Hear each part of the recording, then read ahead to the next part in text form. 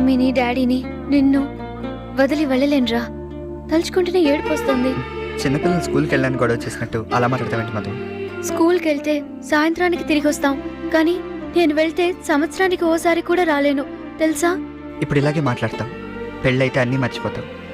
ఎప్పుడో phone call, ఓ ఉత్తరం, ఓ greeting card, ఓ birthday gift.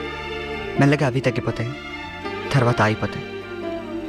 నీ ఫ్యామిలీ, నీ లైఫ్, నీ వాళ్ళు, నీ బిజీలోనే ఉండిపోతావు. ఇంత దారుణంగా ఎలా మాట్లాడుతున్నావురా నువ్వు? నిజం దారుణంగానే ఉంటుంది మధు. నీకు బాధగా లేదా? నేను వెళ్ళిపోతున్నానంటే నీకు ఏడుపు రావట్లేదు? నేను బెంగళూరు వెళ్ళినప్పుడు ఓ వారం రోజులు ఉండలేకపోయావు. అలాంటిది నేను మళ్ళీ ఎప్పుడు వస్తానో ఎప్పుడు కలుస్తానో తెలియకుండా వెళ్ళిపోతుంటే నీకు బాధగా లేదు? అప్పుడు నువ్వు వస్తావని తెలుసు కాబట్టి వెయిట్ చేశాను. నువ్వెప్పుడు వస్తావో తెలియనప్పుడు వెయిట్ చేసే లాభం? నీ మాటలు వింటుంటే నేను ఎప్పుడు వెళ్ళిపోతానా అని చూస్తున్నట్టుంది. విడిపోవడం తప్పన